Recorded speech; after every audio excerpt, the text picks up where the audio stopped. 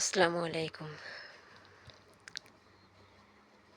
আমি আমার বাংলাদেশের সবার ভাই বোনদের সবার কাছে বলতে চাই,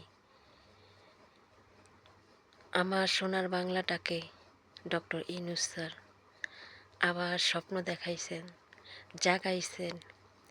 এই ৮ মাস যে কাজগুলা করছেন, এত কষ্ট করে এই বয়সে পরিশ্রম কইরা, এই কাজগুলা এত সুন্দর করে গুছাইয়া সাজাইয়া ইলেকশন দিয়া কার হাতে তুইলা দিয়া যাবে স্যারে? কার কাছে দিয়া যাবেন স্যার এই সুনামটাকে নষ্ট করার জন্য? স্যার, মানুষ এই ৮ মাসে যে স্বপ্নগুলা দেখছে, যে বুকে আশা বাঁধছে, স্বপ্ন বাঁধছে, স্যার আপনি ইলেকশন দিলে, আপনি এখান থেকে চলে গেলে স্যার, এই সাধারণ মানুষের স্বপ্নগুলা স্যার ভাইঙা যাইব। আজকে বাংলাদেশের মানুষ রমজানের থাইকা বাজার সদাইয়ের দ্রব্যমূল্যের দাম কম, খাইয়া শান্তিতে আছে। এমন একটা মানুষ নাই যে কয় না ইউনূস স্যারকে চাই না। এক কুত্তারা ছাড়া, এক শয়তানরা ছাড়া।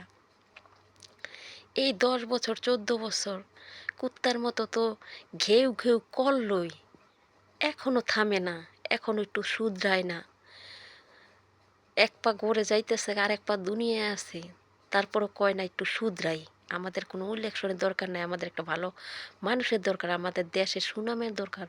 আমার দেশ যেন ভালো জায়গায় পৌঁছায়, সম্মানের জায়গায় পৌঁছায়, সেটা আমাদের দরকার। সেগুলা না কইরা কুত্তার মতো সারা জীবন খালি ঘেউ ঘেউ ঘেউ ঘেউ করে, কিচ্ছু পারে না। মূর্খের দলগুলা এখন ভালো মানুষ বসাইয়া এখন সেইটারে কিভাবে সরাইব সেই চিন্তা। যুদ্ধ লাগলে আমরা যুদ্ধ করুম, কিন্তু এই শয়তান, এই কুত্তার বাচ্চাগো মূর্খ দণ্ডগো কাছে বাংলাদেশকে আর দিমু না।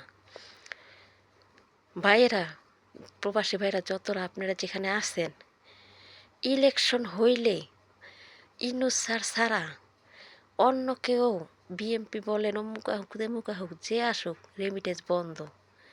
আমরা অন্য কাউকে চাই না। ইউনূস স্যারের ডাকে, ইউনূস স্যারের পরিচিত, ইউনূস স্যারের সম্মানিতে যতগুলা বাহিরের মানুষ আইছে, কোন নেতা, কোন পোতা দাঁড়াইলে বাহিরের একজন ইনভেস্টমেন্ট বাংলাদেশে আনতে পারবো? এত বছর কি করছে? আনছে? এখন ভালো সময় আইসা ভালো মানুষের পথ থেকে সরাইয়া ওই বাজার সদাইয়ের দাম বাড়াইয়া রিক্সা চালায় খায়। ওই কৃষকদের ২০ টাকার ৩০ টাকার আলু পেঁয়াজের দাম বাড়াইয়া ৫০ টাকা ১০০ টাকা কইরা সাধারণ মানুষের রক্ত চুইসা খাইতে, এগুলার কাছে দেশ দিয়া দিবেন? আমরা চাই না স্যার, আমরা ভোট চাই না। আপনি প্রয়োজনে অ্যাপসের মাধ্যমে ভোট নেন, আপনার 100-এ 100-এ ভোট ইউনূস স্যার। স্যার, আপনার যদি ক্লান্ত লাগে, যদি আপনি মনে করেন যে আমার এই সময়ে এত কাজ করতে শরীরে কুলায় না, স্যার, স্যার প্রয়োজনে আপনি আশিক স্যারকে ডাইকে আনছেন। আশিক স্যার যেমন আপনি তেমন, আপনি যেমন আশিক স্যার তেমন। আমরা মনে করব আপনি আশিক স্যারকে বোর্ডের সব কিছু করে দেন, আমরা মনে করব আপনি, আপনি যেই কথা আশিক স্যার একই কথা। আপনি আমাদের মাথার উপরে থাকবেন, আপনি অবসর থাকবেন, কিন্তু আমাদের প্রেসিডেন্ট হয়েই থাকবেন, আমাদের গভর্নমেন্ট হয়েই থাকবেন, কিন্তু কাজ করার দায়িত্ব দিবেন আশিক স্যারকে। আশিক চৌধুরীকে দায়িত্ব দিবেন, সে ইলেকশনে দাঁড়াক, আমরা তাকে ভোট দেব। স্যার, আমাদের স্বপ্নগুলো ভাঙে দেব স্যার। স্যার, আমরা ভালো একটা দেশে বাস করি, মানুষের কাছে আমরা বলতে পারি না স্যার। স্যার, প্রবাসে আমরা নারীরা কষ্ট করি স্যার। স্যার, আমাদের প্রবাসে এরকম আমাদের মর্যাদা নাই স্যার। স্যার, মানুষ অন্যান্য কান্ট্রির মানুষের বেতন অনেক বেশি হয়, আমাদের বেতন নেই স্যার। স্যার, আমরা দেশে যেয়ে ভালোভাবে একটু চলুম, একটু থাকুম, সেই ব্যবস্থা স্যার আমাদের নাই। স্যার, আপনি যেন আমাদের স্বপ্নগুলো আমরা দেখার মতো কেউ নাই স্যার।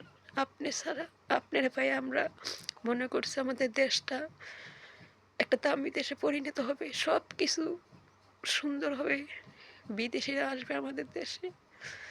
স্যার, এই স্বপ্নগুলো ভেঙে দেবো স্যার।